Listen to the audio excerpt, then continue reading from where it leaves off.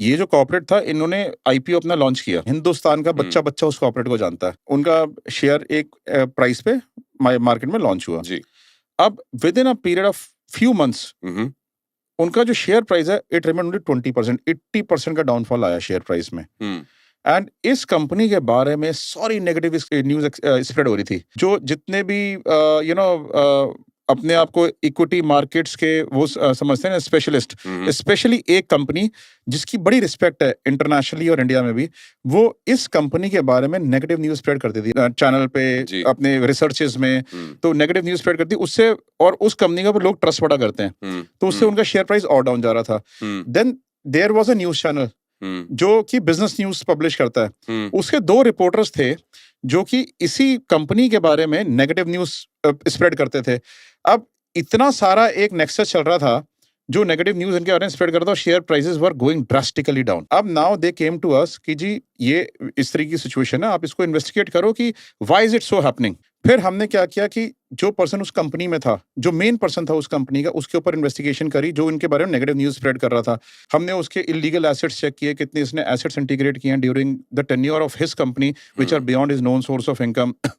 फिर हमने चेक किया उन रिपोर्टर्स के ऊपर, न्यूज चैनल के, जो कि इसके बारे में नेगेटिव न्यूज स्प्रेड कर रहे हैं।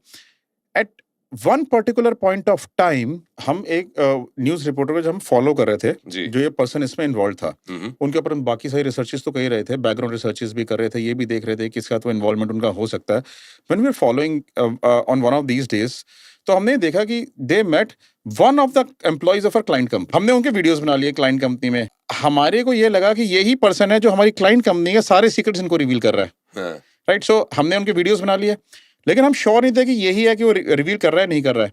फिर हमने क्या किया, जो क्लाइंट कंपनी का हमारा एम्प्लॉय था, जिस कैबिन में बैठता था, उसको कार भी कंपनी ने प्रोवाइड करी हुई थी अपनी।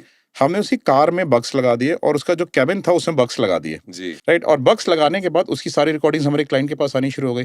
एंड जब रिकॉर्डिंग्स आनी शुरू हो गई, then you know what we discovered कि ये सारा का सारा जो अरेंजमेंट किया हुआ था, ये उनके ही बिजनेस कंप्यूटर में किया हुआ था, जो कि you know it was evolving very well and you know it was all staged. ये सारा पैसा, huge chunk of money was spent on these reporters, spent on the representative of that company which was spread negative news, spent on this employee, and there are many other people involved in the whole nexus. घर का भेदी लंका ढाया, यानी कि हर company के अंदर कहीं ना कोई ऐसा मोल छिपा रहता है जो उनकी कंपटीशन कंपनी ने वहां पर प्लेस करके रखा।